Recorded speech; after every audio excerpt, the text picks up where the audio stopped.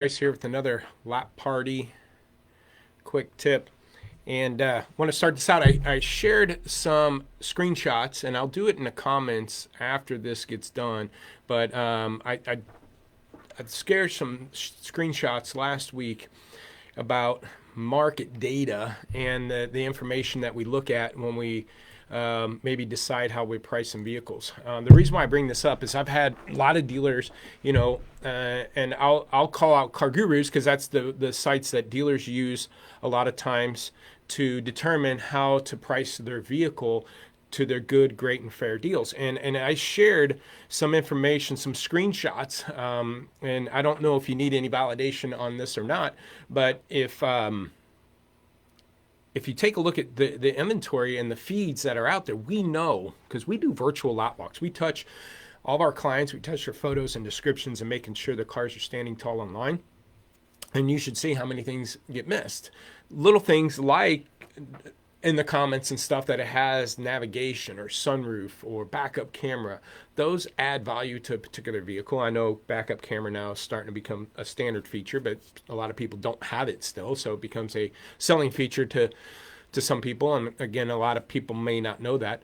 But sunroof, nav, even trim levels missing, even cab sizes missing. One of the examples I gave, I believe it was a Cargurus, is it was like 66 cars in my small radius.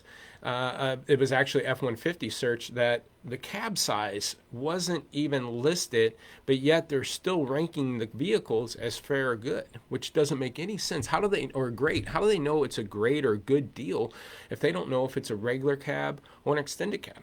And not just to beat up on Cargurus, it was on cars.com. There was no trim level on on a F-150. And we know the difference between an XL and a King Ranch and a Lariat and a XLT and so forth, and an XLT with a sport package even. But if they don't even have the trim, but yet was able to put great deal on it with no photos, okay? So I'm not ultimately blaming these sites because it's the dealers that send the data and the informations in their listings. But so I do put it back on the dealer body is making sure their cars are listed accurately online.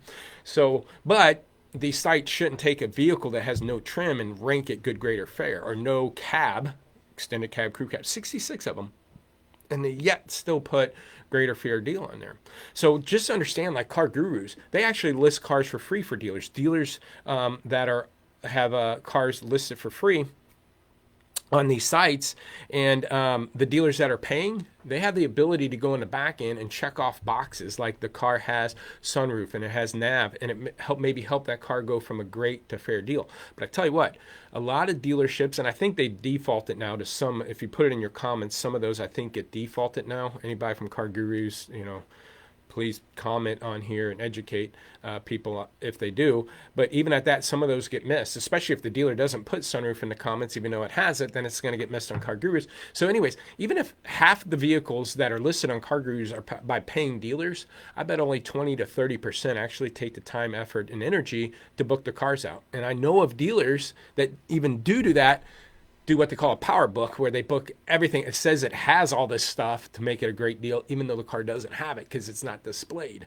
So Cargurus, please, whatever the dealers check off, make it displayable, and whoever's power booking is going to get mad at me, but that will prevent inaccurate data. Because here's the thing. As we know, this data is very inaccurate. Not only that, any of that dealer, so that's one thing.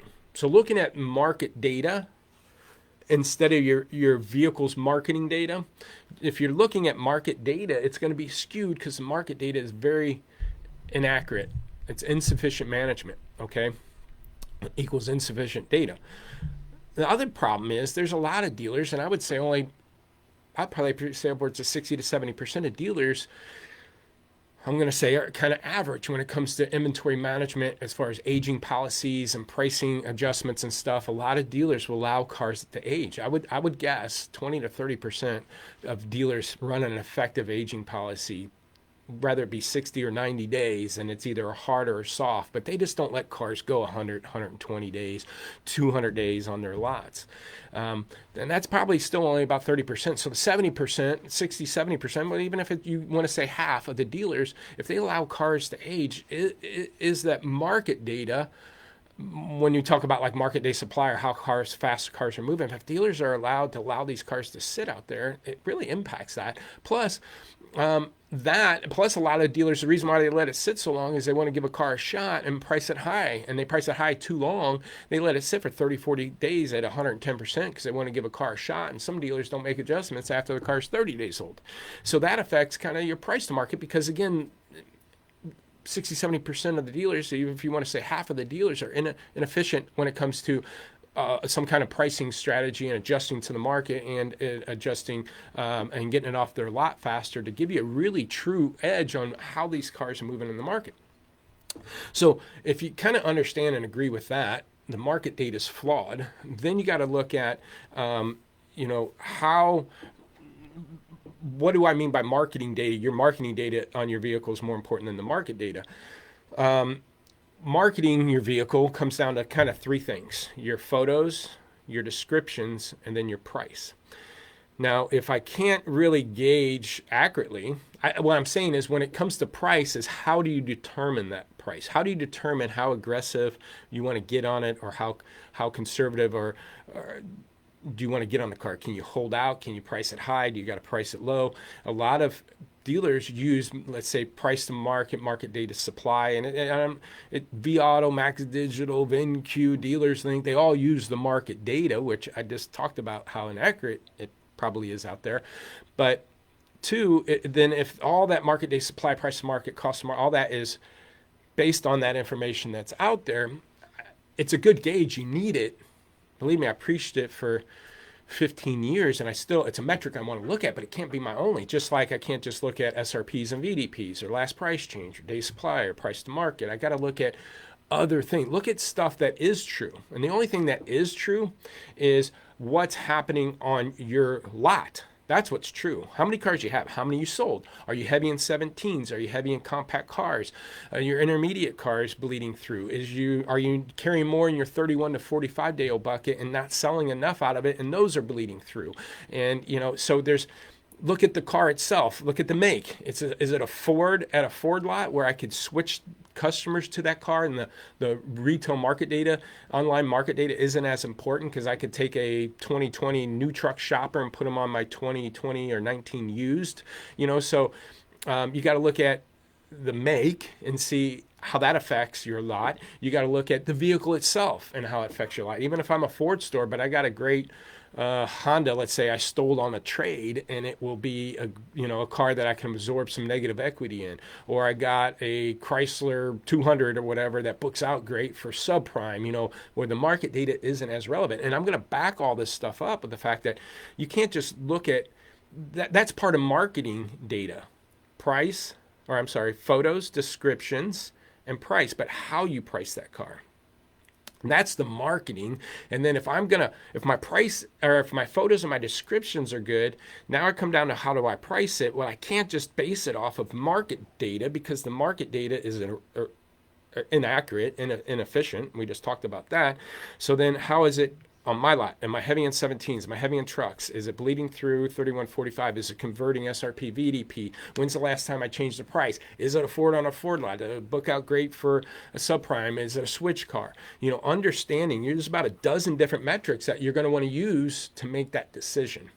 So if you understand that is why I'm talking about the marketing data on your vehicle is more important than the market data. That's kind of what we do at Lotpop. We take a lot score. We're looking at all those holes, figuring out, are you heavy in those and heavy in that? We're looking at least a dozen, if not 15 different indicators to know how we adjust what's happening on my lot and make adjustments based on my information, but use the market data to make it. Because again, I know if you go from 98% price to market down to 97% price to market, the car will shoot off your lot. But again, you got to understand, just look at the competitive set. A base F-150 XLT is way different than an XLT with captain's chairs, the larger wheels, and the bigger touchscreen. That's $1,000, $1,500, $2,000 difference. But yet, does the market data actually narrow it down effectively because dealers aren't sending the information effectively over? Hope this is helpful. If you want a free inventory evaluation, lotpop.com, jricelotpop.com.